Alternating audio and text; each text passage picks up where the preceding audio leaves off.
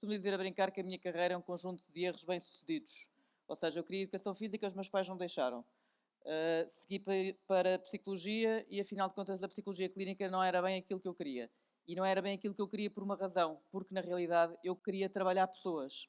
Eu queria promover conhecimento. E, portanto, na altura, os normalecos não vinham ter com a psicologia numa lógica de promoção de competências, de aprender competências de vida. E o espaço que mais rapidamente se abriu a esta área da psicologia foi naturalmente o desporto. E o que eu vos trago aqui é um bocadinho também o conhecimento que o desporto de alto rendimento nos traz e das aprendizagens que o desporto do alto rendimento nos traz para todos nós que somos os normalecos e que fazemos a nossa vida e que achamos que a nossa vida é muito diferente da deles e ainda assim não é.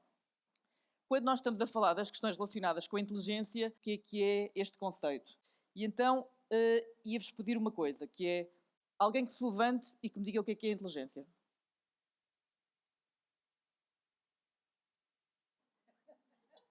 Isso é batota.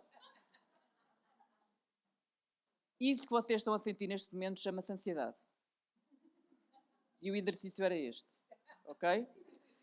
Esta senhora fez batota e fez esta coisa de eu quero falar, mas como é da casa não conta. Mas essa coisinha que vocês sentiram de ai, foi o vosso sistema nervoso a dizer ai, que isto pode correr mal. Há uma coisa que eu gostava que vocês levassem.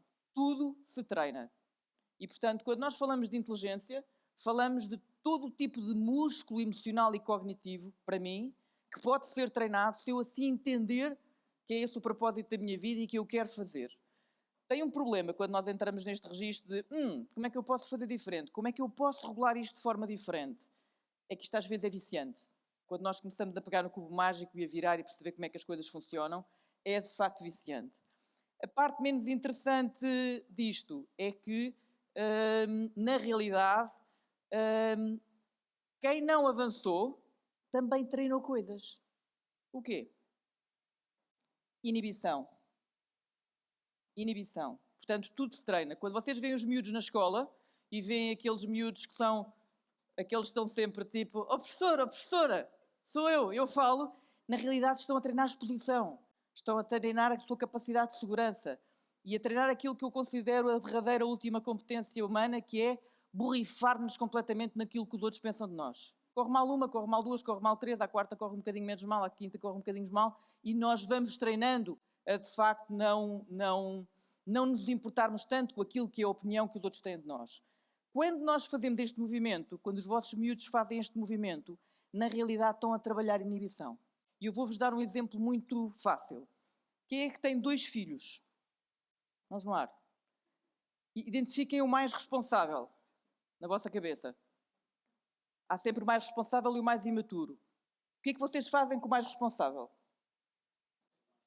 Damos-lhe mais trabalho, damos-lhe mais responsabilidade. Estamos a treinar responsabilidade com ele. O que é que estamos a fazer ao mais imaturo? Estamos a treiná-lo para ficar em casa até aos 40 anos a pedir mesada. Mesmo. Aquele que nós estamos a treinar a responsabilidade é o que vai entrar no meu consultório aos 35 e vai dizer os meus pais não gostam de mim. E o meu negócio vai se manter. E, portanto, em última análise, é um bocadinho o desafio que nós temos no dia-a-dia é, para o mais imaturo, treinar responsabilidade, para o que já é mais responsável, treinar ele soltar-se um pouco.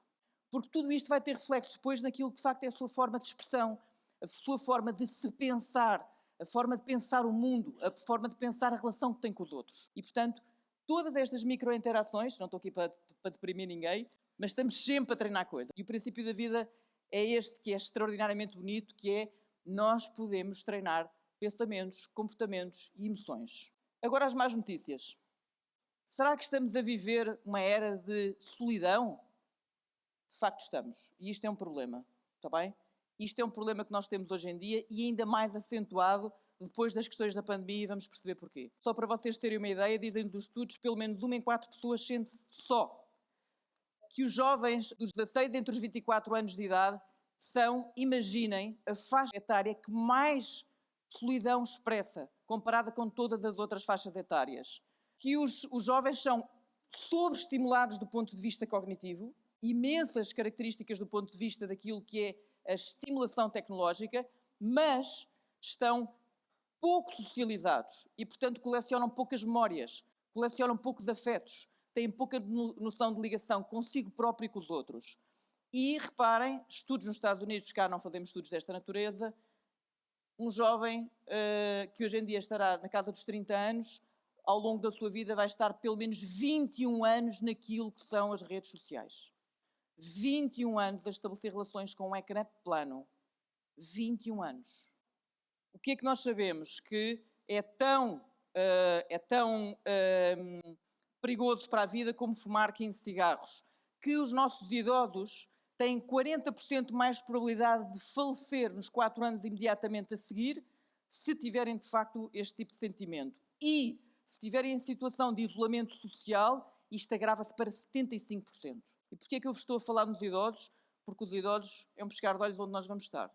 E se nós queremos daqui a 10 anos ou 15 anos ter qualidade de vida e termos uma rede de pessoas que nos suportam e que nos dão apoio, nas quais estamos integrados, nós temos que começar a nutrir e a trabalhar desde já. O que é que nós estamos aqui a falar? É que, de facto, se nós queremos falar de equipas, como é que nós podemos falar de equipas quando a nossa existência é maioritariamente desta forma?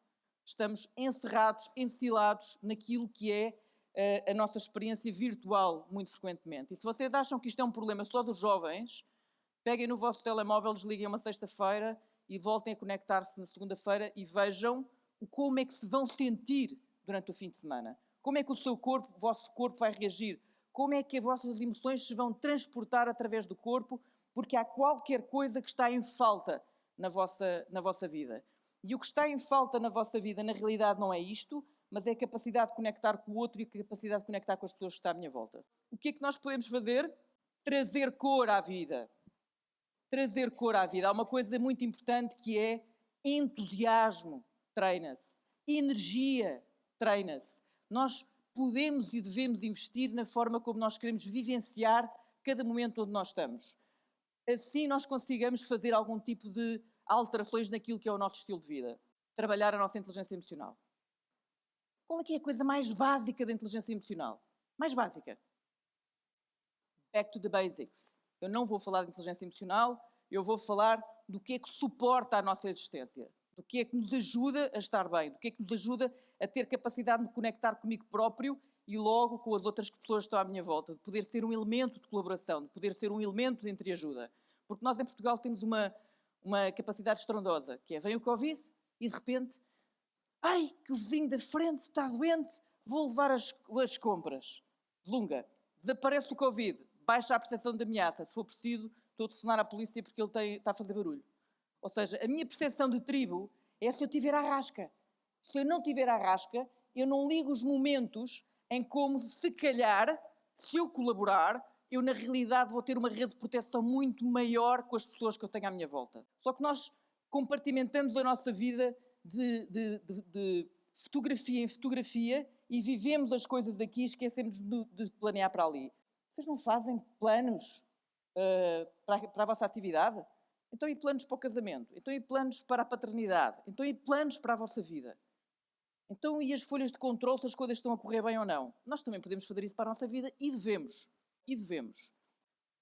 Conectar-nos connosco próprios.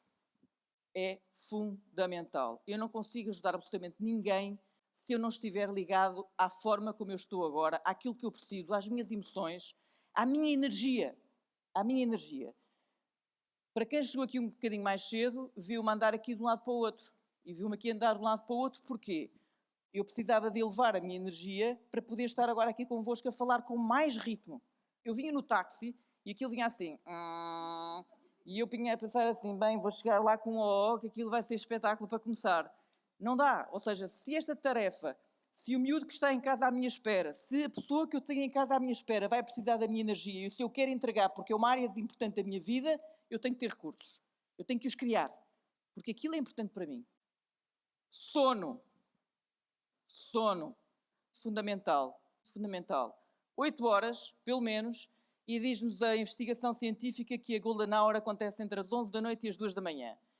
A maior parte das pessoas até ao 1h30 está no telemóvel. Se tiverem dúvidas nisso, uma característica que o vosso telemóvel tem que se chama tempo de ecrã ou screen time. Vão ver quanto tempo é que passam ao telemóvel e vão ver a que horas é que desligam e a que horas é que ligam.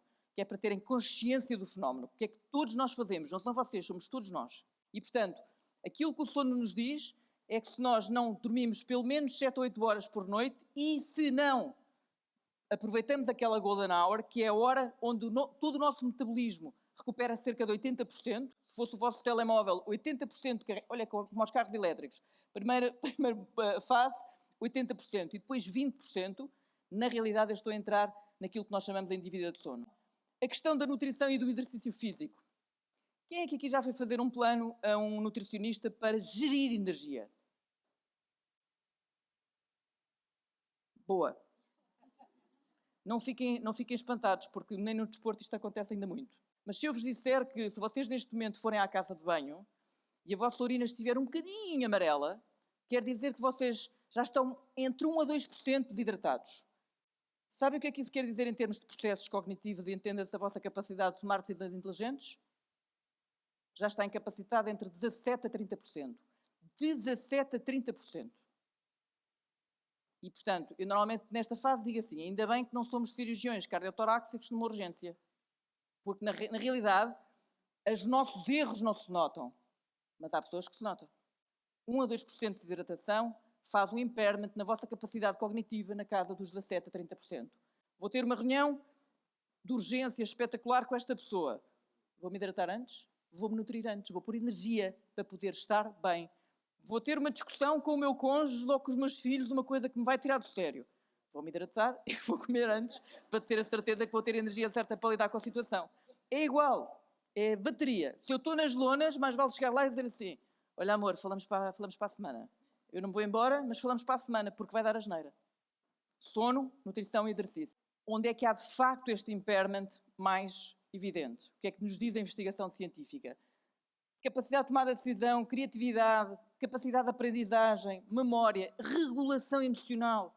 Tudo isto tem um impairment gigante quando nós não temos como rotina ter bons hábitos de higiene de sono e exercício na nossa vida. E quando nós estamos a falar de exercício, não estou a falar para vocês irem contratar um PT. Não, vão andar. Vão andar. Eu tive uma fase na minha vida que tive uma doença complicada.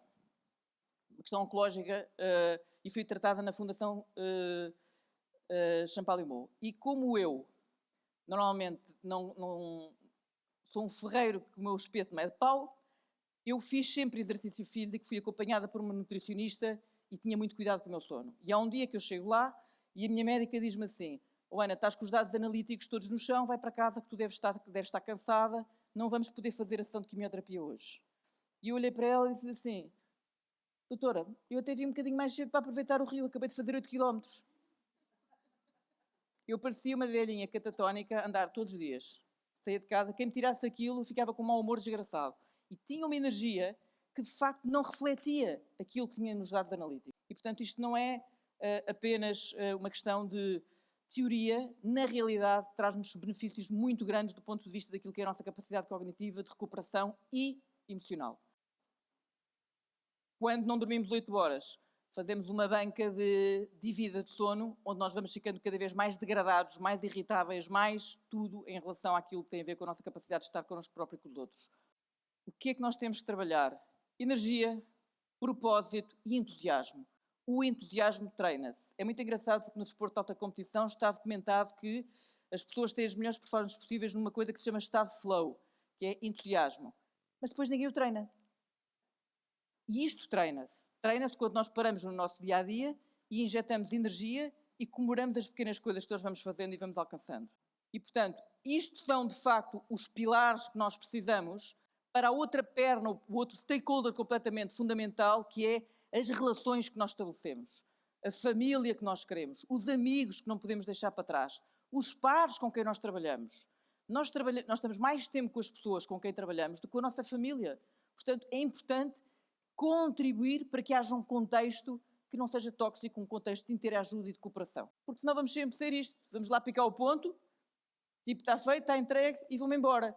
E isto não funciona. Isto funciona momentaneamente, é protetor momentaneamente quando vem a pandemia, ficamos todos à rasca, mas se nós queremos de facto retirar aquilo que é a vantagem da nossa capacidade de estar uns com os outros, nós temos que criar interligação e contextos de segurança psicológica. O sítio onde nós estamos neste momento resulta de falta de paixão. E o desporto ensina-nos isto melhor do que ninguém. Falta de paixão, falta de entusiasmo, que fiquemos à espera que alguém traga. Não podemos estar à espera que alguém traga. Nós temos que saber semear nas nossas vidas, porque na realidade, quando temos a motivação certa e quando temos contornos que de facto nos ajudam a crescer e a florescer, o impensável acontece. Obrigada.